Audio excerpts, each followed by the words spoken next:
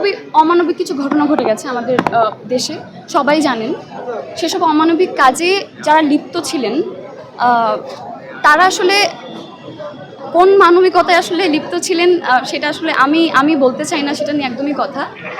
তবে অনেক কিছু পরিবর্তন করা অনেক দরকার, অনেক বেশি দরকার, অনেক কিছু। মানে একটা অভিনয় শিল্পী সংঘ এটা কেন তৈরি করা? এটা তৈরি করাই তো অভিনয় শিল্পীদের জন্য। তো এখানে একটা অভিনয় শিল্পীর প্রয়োজনটা কি, একটা অভিনয় শিল্পী আসলে কি চায়, একজন অভিনয় শিল্পী না, আসলে একজন দুজন তো অভিনয় শিল্পী নিয়ে তো আসলে শিল্পী সংঘ গঠিত হয় না। সেখানে অনেক অনেক অভিনয় শিল্পী থাকে, আমাদের দেশের সকল অভিনয় শিল্পী থাকে। তো এই শিল্পীগুলো যখন নিজের মনের মতো করে অভিনয় করা বাদ দিয়ে যখন এইসব বিষয়ে মাথা ঘাটায়, তখন কিন্তু অভিনয়ে ঝামেলা হয়। সো আমরা আমাদের মনের ইচ্ছা, আমরা আমাদের মনের চাওয়া যারা অভিনয় শিল্পী আছে সবই বলতে চাই, এবং এই কথাগুলো জানিয়ে আমরা চাই যেন অভিনয় শিল্পী সংঘ সেসব অ্যাড করেন তাদের অভিনয় শিল্পী সংঘের সাথে, এবং অ্যাড করার সাথে কিছু কিছু জিনিস পরিবর্তন করেন। একটা শিল্পী সবসময় নিজেকে ভালোবাসে বলে শিল্পটাকে লালন করে।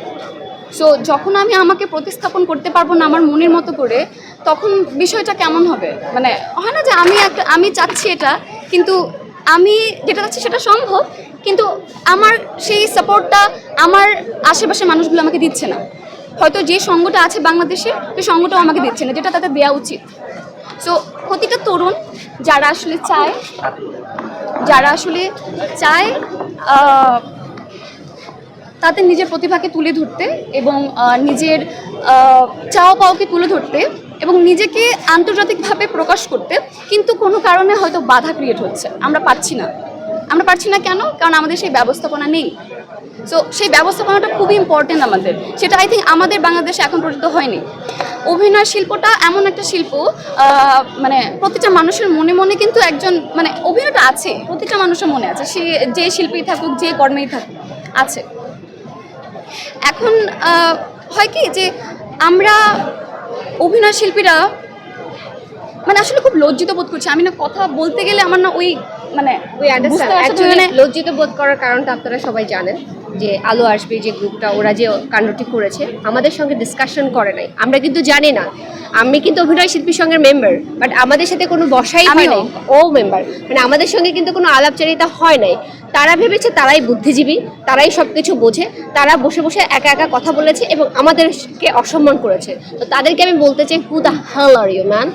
আপনারা যে বসলেন, আপনারা যে কথা বললেন, আমাদেরকে ইনফর্ম করেননি, কিন্তু আপনারা যে কাজটি করেছেন সেটার জন্য আজকে আমাদের অপমান বোধ করতে হচ্ছে। এই যে কথা বলতে পারছে না, এটার কারণটা কি? এটার কারণটা হচ্ছে আপনাদের মতো কিছু অসৎ শিল্পীদের কারণে আজকে আমাদের কথা বলতে ক্যামেরার সামনে কুণ্ঠিত বোধ করছি। যদিও আমরা ইন ফ্রন্ট অফ ক্যামেরাতে কাজ করার মানুষ, আমরা যদিও ক্যামেরার সামনে সারাক্ষণ থাকি, কিন্তু তবুও আমরা কথা বলতে কুণ্ঠিত বোধ করছি, just because of you guys.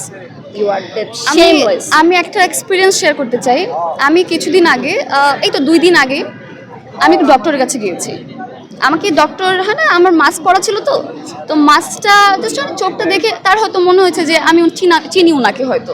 তো উনি ইনস্ট্যান্ট নামটা দেখলো আচ্ছা অলঙ্কার চৌধুরী। আচ্ছা, তো বলো আপু আচ্ছা কেমন আছেন বলে আমার অ্যান্সারটা জানার আগেই না উনি মানে আঁকুপাকু করছিল যে আসলে সেই আলো আসবে এই গ্রুপটা নিয়ে কথা বলার জন্য। কোনো শিল্পীকে হয়তো তারা সামনাসামনি পাচ্ছিল না যে এই প্রশ্নটা কাকে করবো, কাকে বলবো এই প্রশ্নটা। মানে হয় না যে তাদের মনেও এই ব্যাপারটা অনেক মানে বাজেভাবে গেঁথে গেছে। সে আমাকে বলছে কেমন আছেন, সাথে সাথে বলছে যে আপনাদের তো ওই যে আলো আসবে হোয়াটসঅ্যাপ গ্রুপটা আছে না, হোয়াটসঅ্যাপ গ্রুপটাতে কি মানে পানি ঢেলে দিবেন, গরম পানি।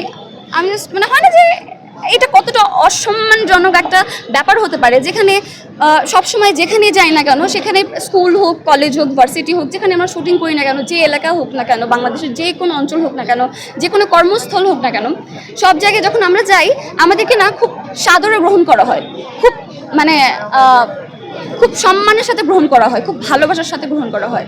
সেখানে আমাকে এমন একটা কথা বলেছে যেটার সাথে আমি যুক্ত না, আমি জানি না এর সম্বন্ধে।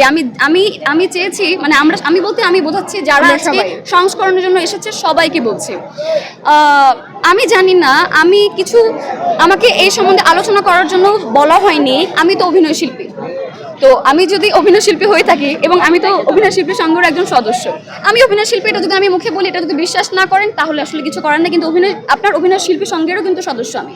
সো আমাকে তো একটু হলেও ভাই বলা উচিত ছিল। একটা হোয়াটসঅ্যাপ গ্রুপে টেক্সট করলেও তো পারতেন, সবাইকে একটা গ্রুপ খুলে, যেটা আমরা করেছি। জি। আমরা প্রকাশ্য করতে পারবো, আমরা যা করবো প্রকাশ্য করতে পারবো, সবাই জানবে, আমাদের সবাই যেহেতু বুঝবে। সৎ ইচ্ছা, আমরা প্রকাশই হ্যাঁ, করছি, হ্যাঁ। প্রকাশই করব।